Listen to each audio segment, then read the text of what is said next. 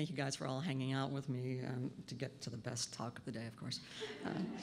I am not going to talk about fruit flies or stem cells, which you may be glad to hear at this point in the day.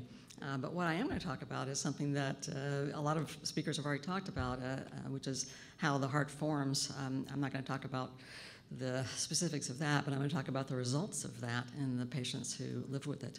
And so what Dr. Kwan talked about the embryonic formation of the heart is very near and dear to me because I take care of kids and adults whose hearts did not form correctly, something called congenital heart disease. So I want to talk some today about that and about how patients growing up with that and who have grown up with that deal with it.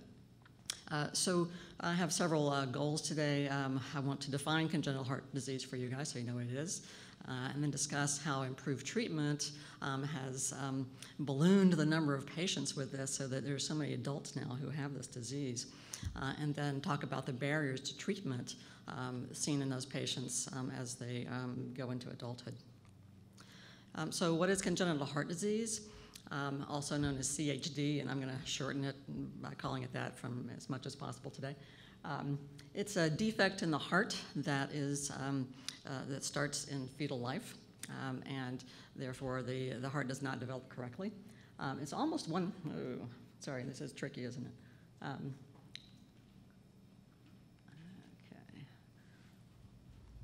Almost 1% of live births are affected by congenital heart disease, and it's actually the most common birth defect that exists. So it's a very important source of childhood morbidity and, to a lesser extent, mortality now, as we'll talk about.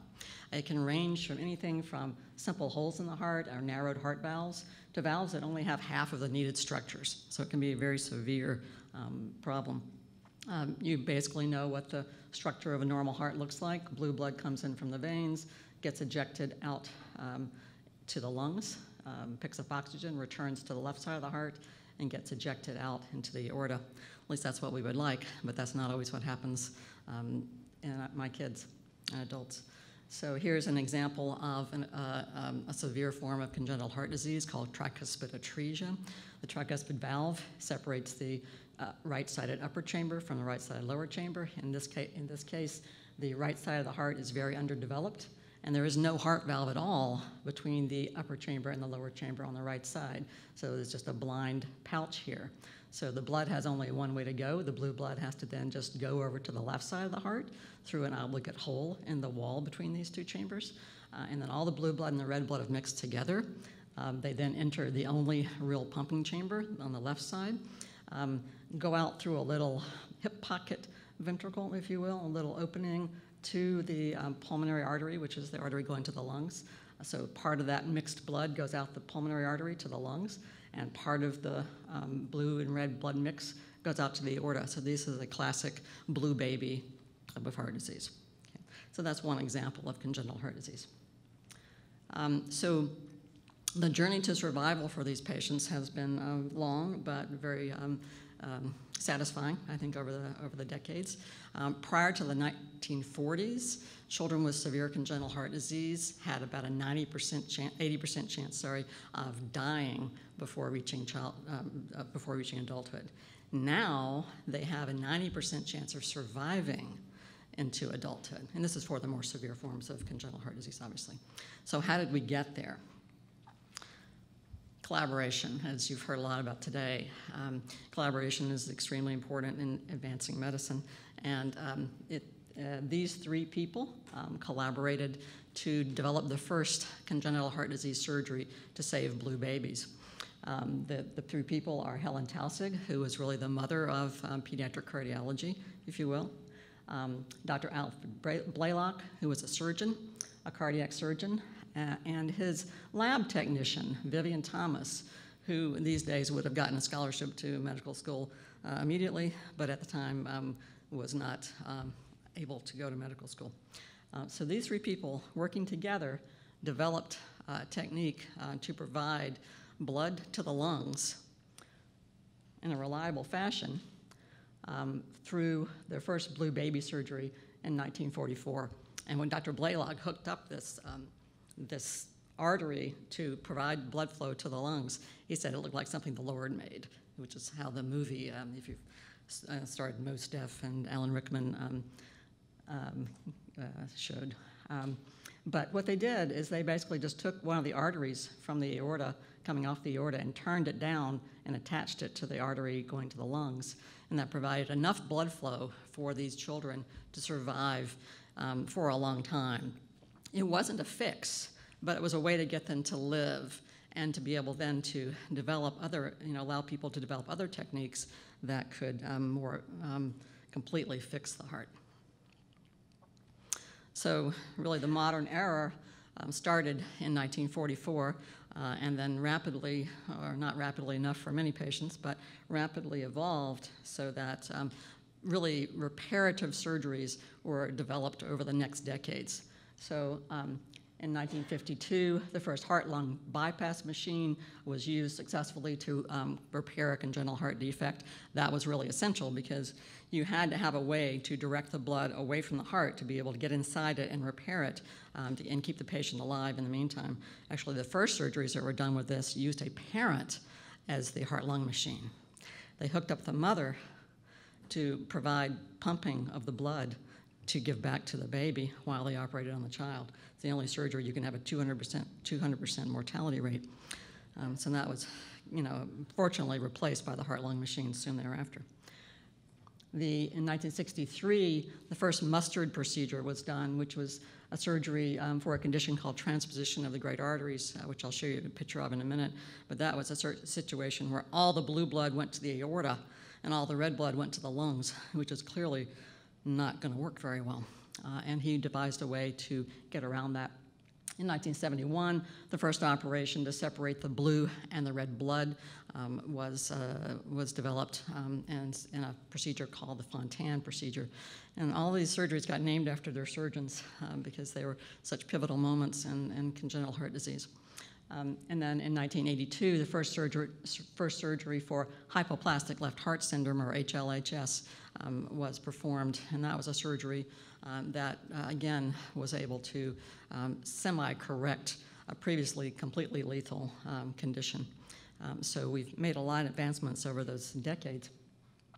And what happened is that we have now survival. So this is the first mustard patient, and this is, yes, Dr. Mustard in the parlor. I didn't know whether I should say with his scalpel. Now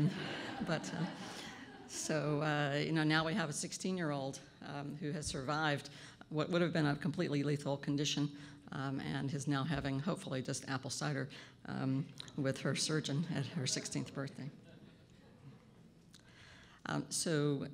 Just to give you an idea of how complex these surgeries are and how difficult they are, the mustard procedure was actually supplanted because of various problems with the long-term success of it, supplanted by what's called the arterial switch operation.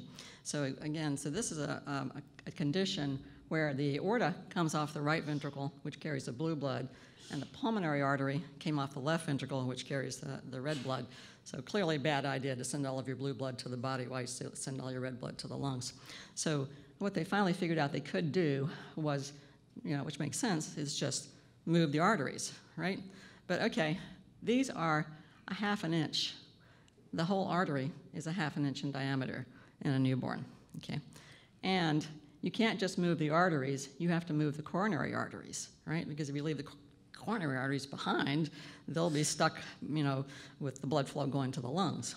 So they had to figure out a way to move the coronary arteries, and you can imagine if this whole aorta is only a ½ an inch, the coronaries are quite a bit smaller than that.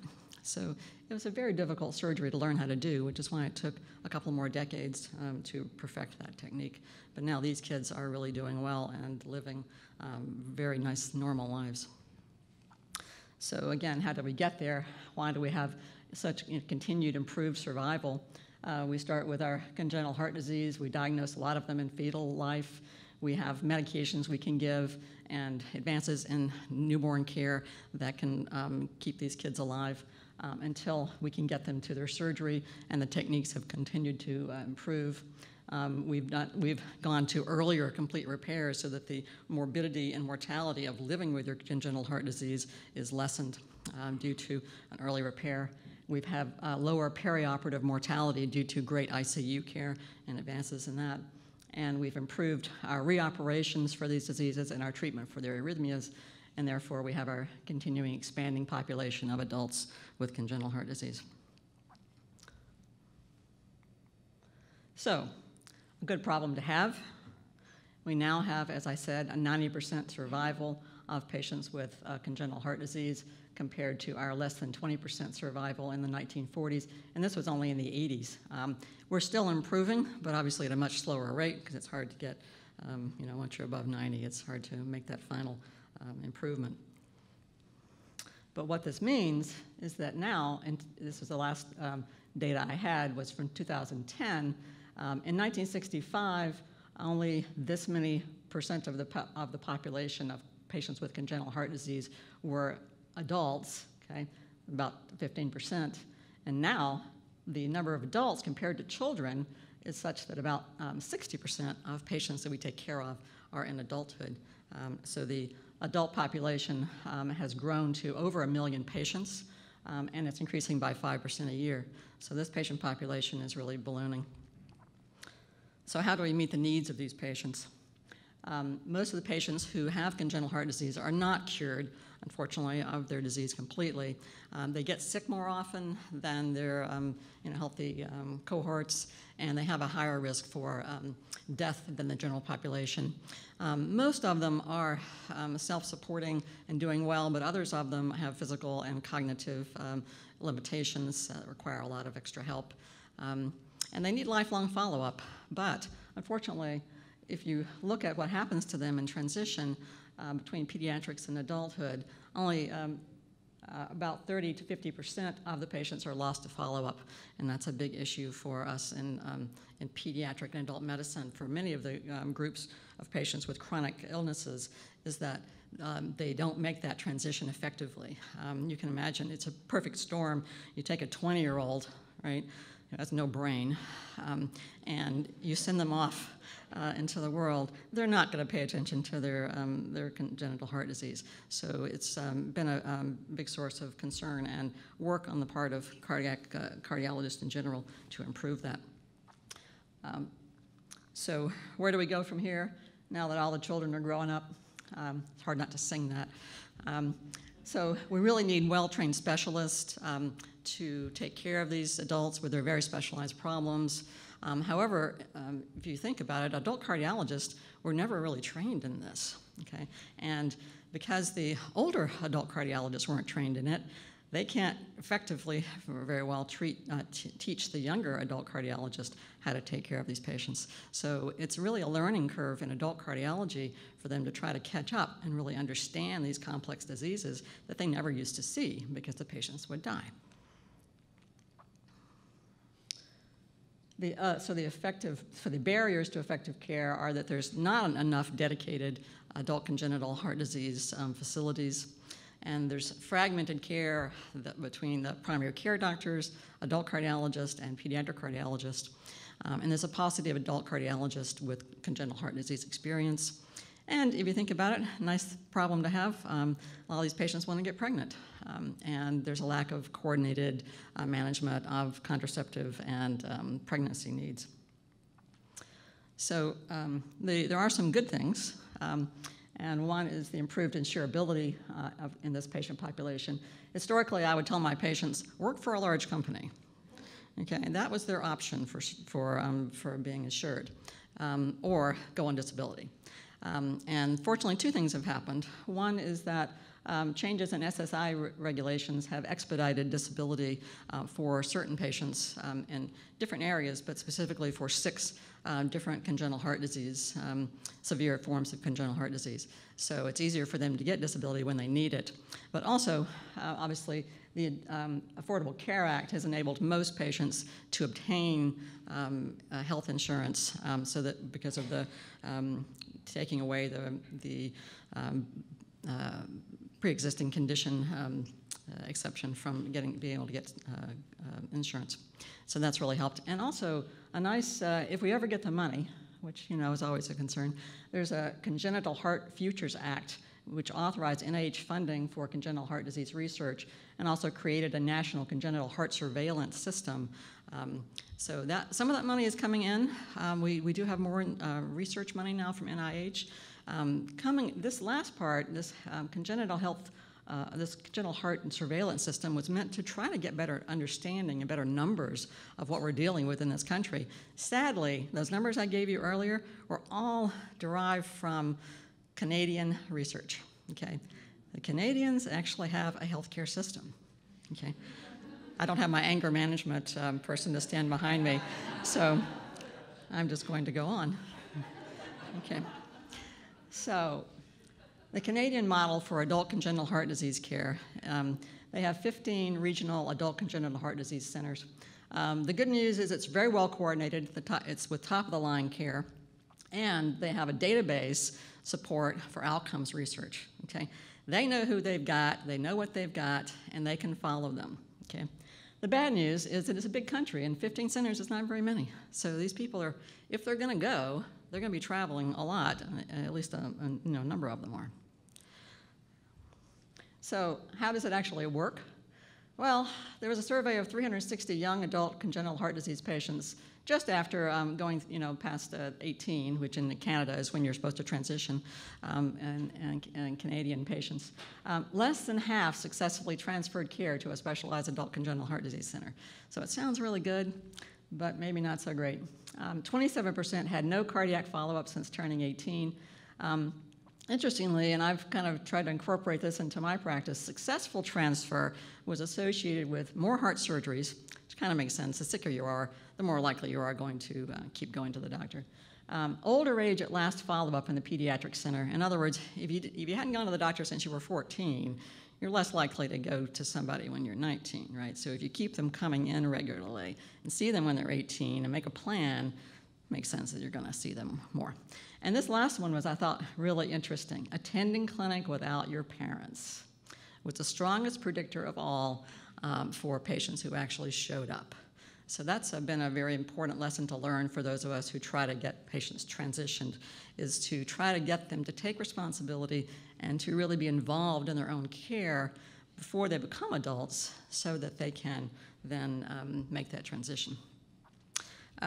Just a quick word on what we tried to do in this country. In 2000, the American College of Cardiology got together to look at the needs of adult congenital heart disease patients. And there were several recommendations. Increase education of adult congenital heart disease providers. We needed 30 to 50 regional care centers. Adults with moderate or complex congenital heart disease were to receive regular care at these centers. Physicians without specific expertise should see patients in collaboration with an adult congenital heart disease center. And major interventions, such as surgeries, caths, electrophysiologies, procedures, should be performed at these centers. How'd that work out? Well, about like it does in Canada, I think. Patients really don't want to travel. They don't want to give up their hometown cardiologist. There's a big problem with that. There's also just not enough physicians trained yet to run these centers.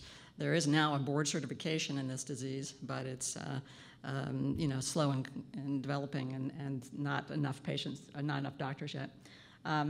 It's not cheap, and a lot of people may not want to actually take another board.